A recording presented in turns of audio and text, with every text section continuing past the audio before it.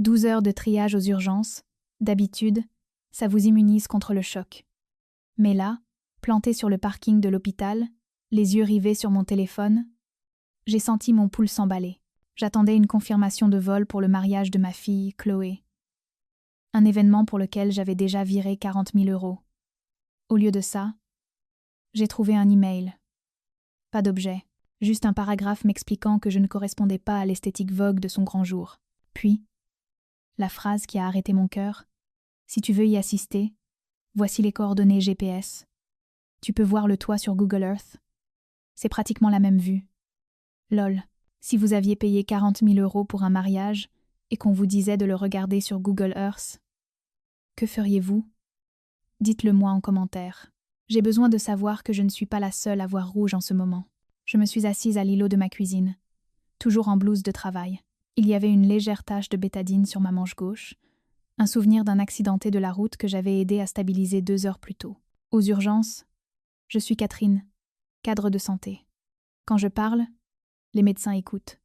Quand je donne un ordre, des vies sont sauvées. Je suis compétente. Je suis vitale. Je suis respectée. Mais assise dans le silence de la maison que j'ai payée, fixant cet email, je ne me sentais pas comme une professionnelle vitale. Je me sentais comme une domestique qu'on venait de virer parce qu'elle était trop vieille. Pour la première fois depuis des années, je n'ai pas sauté pour tout arranger. Je n'ai pas appelé Chloé pour la supplier. Je n'ai pas envoyé de SMS à Théo pour savoir s'il était au courant. À la place, j'ai laissé l'écran s'éteindre et je suis restée dans le calme. J'ai commencé à faire ce que je fais de mieux. Le triage. J'ai regardé l'hémorragie de ma vie au cours de la dernière décennie et j'ai commencé à calculer la perte de sang. Ce n'était pas juste les 40 000 € d'acompte pour le lieu. C'était les 20 000 que j'avais donnés à Théo pour cette start-up technologique qui n'a jamais vu le jour. C'était les frais de scolarité pour le master en marketing de mode de Chloé qu'elle n'a jamais utilisé parce qu'être influenceuse était, je cite, plus authentique.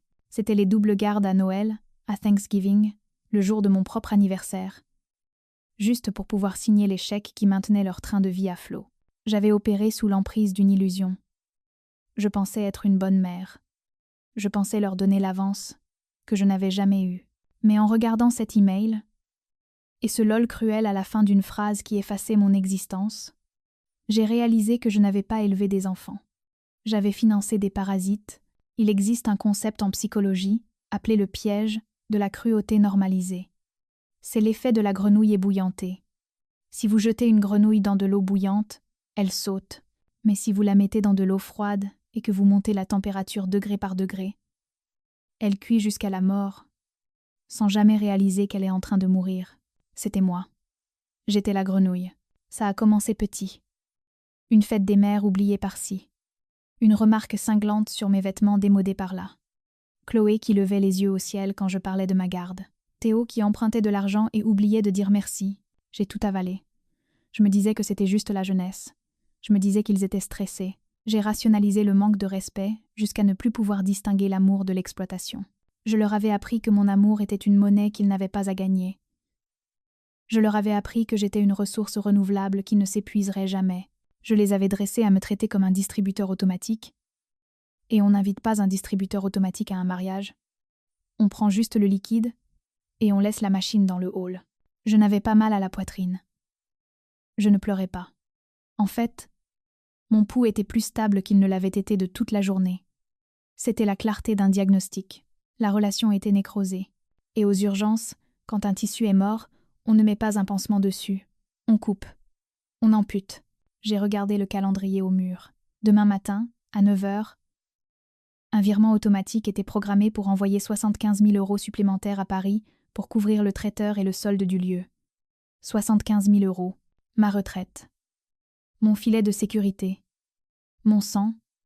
Ma sueur. Et mes heures supplémentaires. Je me suis levée et j'ai versé le reste de mon café froid dans l'évier. La banque maman n'était pas juste fermée pour les vacances. Elle était en faillite. J'ai conduit jusqu'à la banque en silence. Pas de radio. Pas de podcast. Juste le ronronnement du moteur et le calcul froid dans ma tête.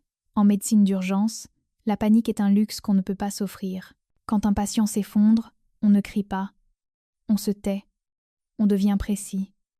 On se concentre sur la seule action qui arrêtera la spirale de la mort. Pendant 30 ans, ma vie financière avait été une série de transfusions. J'avais saigné mes économies à blanc pour oxygéner le train de vie de mes enfants. J'avais pris des gardes supplémentaires pour payer les dettes de carte de crédit de Théo. J'avais hypothéqué ma maison pour financer les shootings de Marc de Chloé. J'étais le donneur universel. Et eux étaient les plaies qui ne se refermaient jamais. Entrer dans la banque semblait différent cette fois. D'habitude, j'entrais les épaules voûtées, portant l'anxiété du comment je vais faire marcher ça. Aujourd'hui, j'entrais avec la posture d'un chirurgien pénétrant dans le bloc opératoire. Monsieur Lefebvre m'a vu arriver. Il s'est levé de son bureau, boutonnant sa veste. Il me connaissait bien. Il connaissait mes comptes mieux que moi. Il m'avait vu vider mon plan épargne-retraite avec pénalité juste pour éviter des ennuis judiciaires à Théo il y a 3 ans. Il m'a adressé ce sourire professionnel et compatissant que les banquiers réservent aux femmes qui s'immolent par le feu pour garder leurs enfants au chaud. « Catherine », a-t-il dit en désignant le fauteuil. « Je suppose qu'on finalise le transfert pour les prestataires de Paris. J'ai les papiers prêts pour le virement de demain matin. » Je me suis assise. Je n'ai pas touché au bol de bonbons. Je n'ai pas demandé des nouvelles de ces petits-enfants. Non, ai-je dit. Je dois annuler le virement. Les 75 000 € restent sur mon compte, et je dois faire opposition au chèque d'acompte du lieu s'il n'a pas encore été encaissé. Monsieur Lefebvre s'est figé. Sa main a plané au-dessus de son clavier. Il a cligné des yeux, me regardant comme si je venais de parler une langue étrangère. « Catherine », dit-il lentement, sa voix tombant dans un murmure. « Ce virement est programmé pour 9 heures demain. Il couvre le traiteur, l'éclairage, la location. Si on annule ça, les contrats sont caducs. Le mariage est dans 6 jours. Ça va faire imploser tout l'événement. » Il me regardait avec alarme, attendant que je réalise mon erreur. Il pensait que j'étais confuse. Il pensait que j'avais un moment de sénilité. « Je suis consciente du timing, » ai-je dit. Ma voix était plate, clinique. Je suis consciente que sans ce capital, l'événement est insolvable. C'est le but. Il m'a fixé un long moment. Puis il a commencé à taper. Le bruit des touches qui claquaient était le seul son dans la pièce.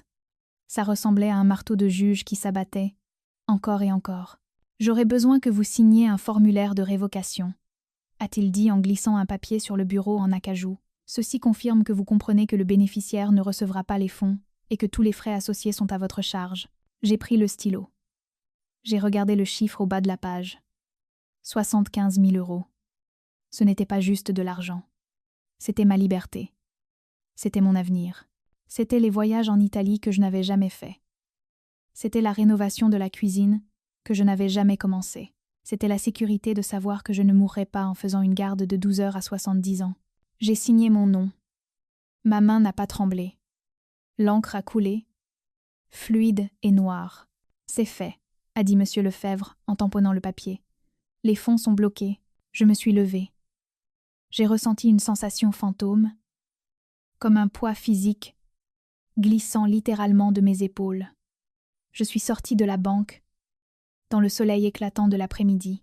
J'ai pris une grande inspiration, remplissant mes poumons complètement, pour la première fois depuis des décennies. Je m'attendais à ressentir de la culpabilité.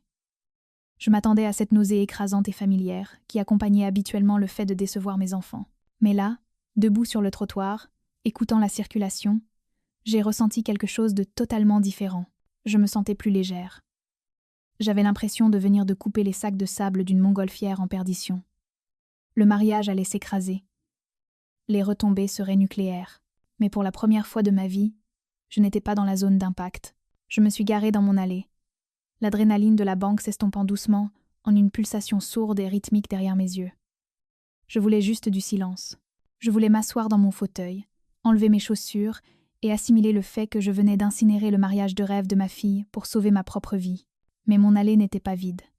La voiture de Théo était garée de travers sur la pelouse, bloquant le garage. Mon fils faisait les 100 pas sous le porche, le téléphone collé à l'oreille, sa main libre fendant l'air agressivement. Il a 29 ans. Il a un diplôme de commerce que j'ai payé et un CV plein de trous de 6 mois. Il se dit entrepreneur. Moi, j'appelle ça chômeur, avec un meilleur vocabulaire. J'ai coupé le contact. Par le passé, le voir en détresse aurait déclenché mon réflexe de réparation. Je me serais précipitée, j'aurais demandé ce qui n'allait pas, j'aurais proposé de faire un chèque avant même qu'il ne finisse sa phrase.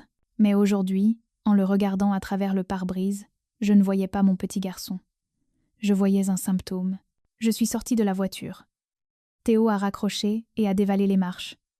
Il n'a pas demandé comment j'allais. Il n'a pas dit bonjour.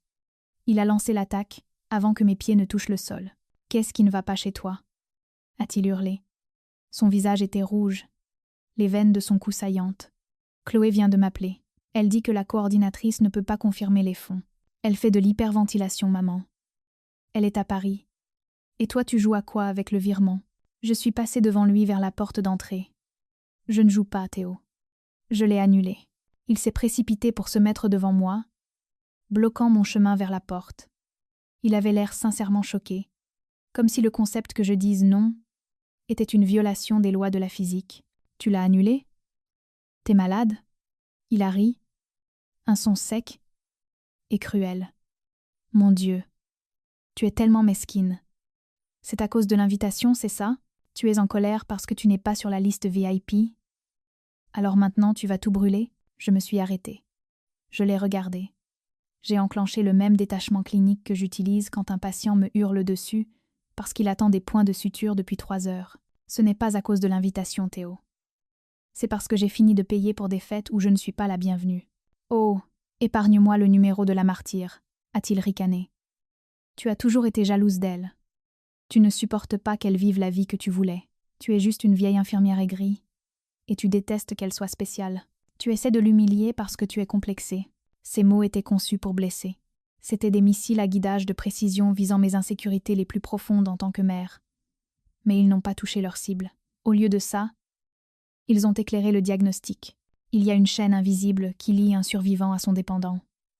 Théo ne m'attaquait pas parce qu'il aimait sa sœur. Il ne défendait pas l'honneur de Chloé. Il m'attaquait parce qu'il était terrifié. Il regardait l'organisme hôte se détacher.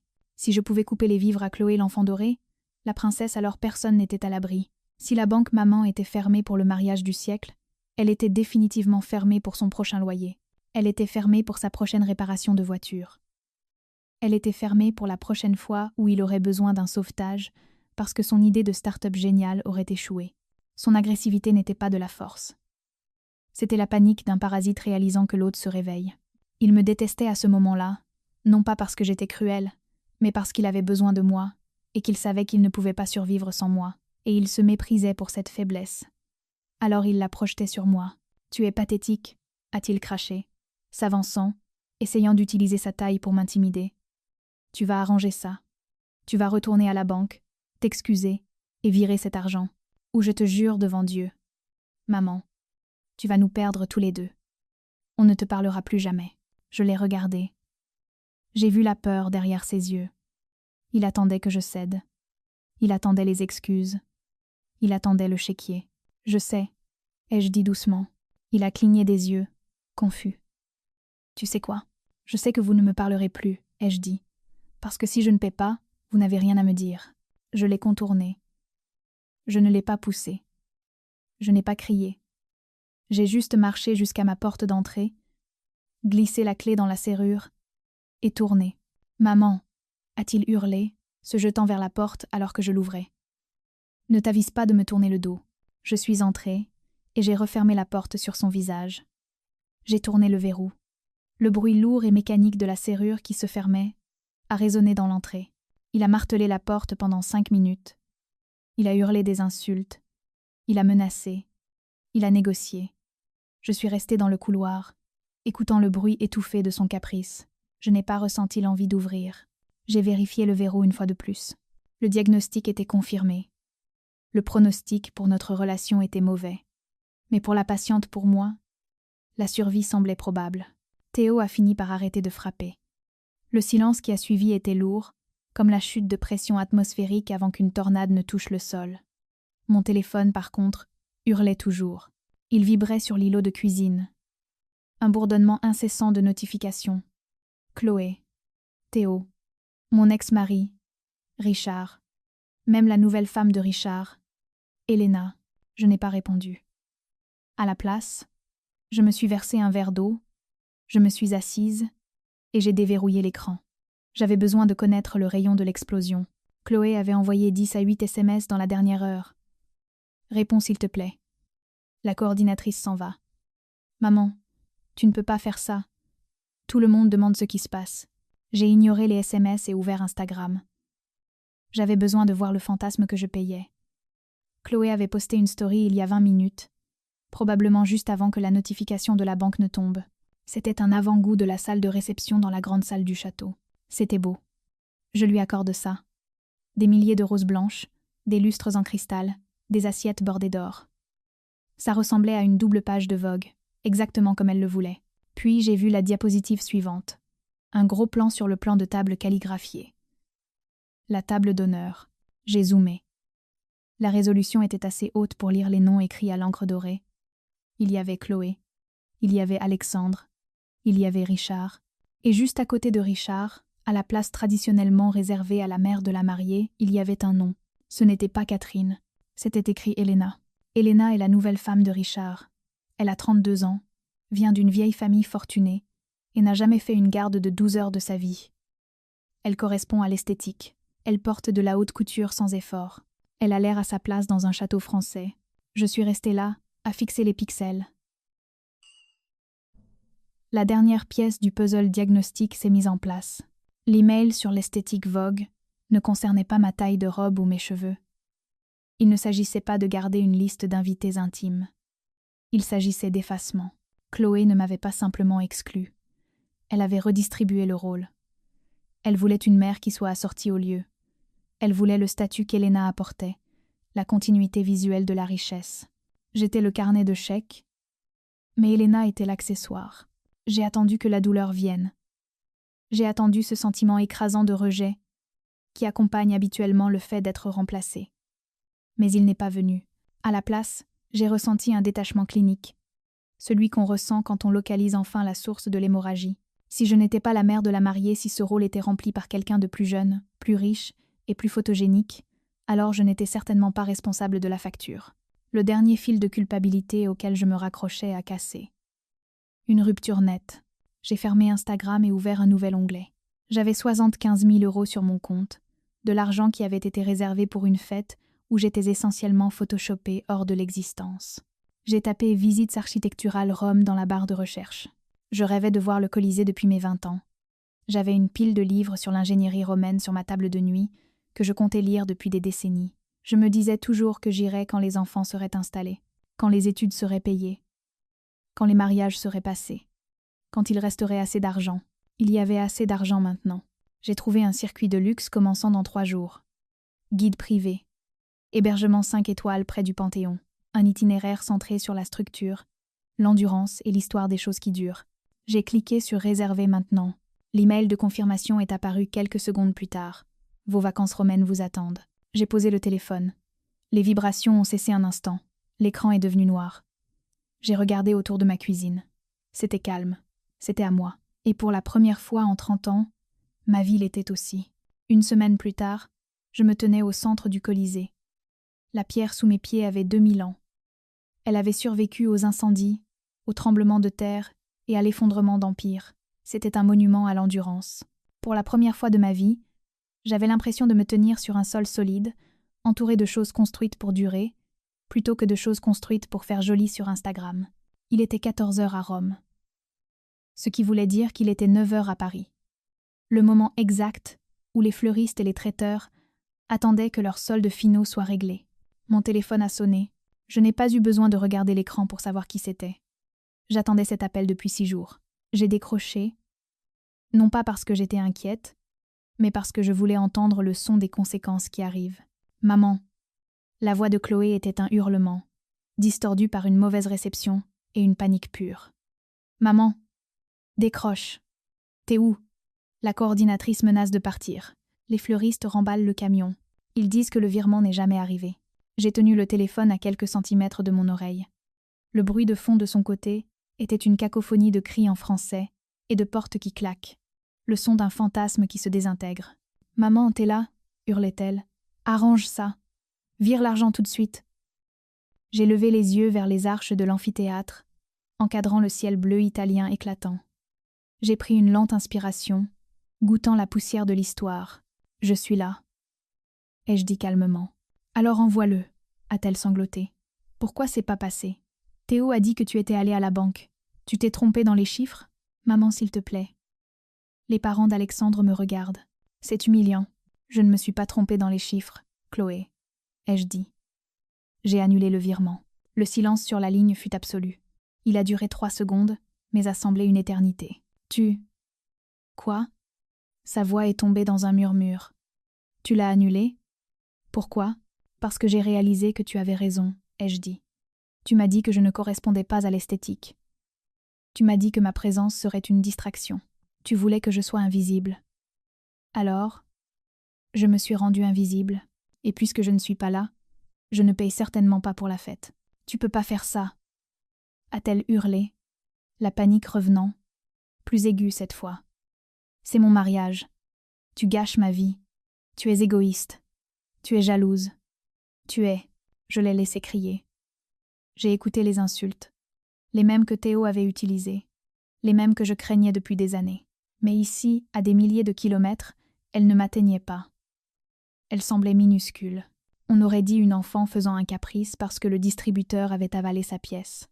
Il y a une philosophie que j'ai lue une fois, appelée la justice du semeur.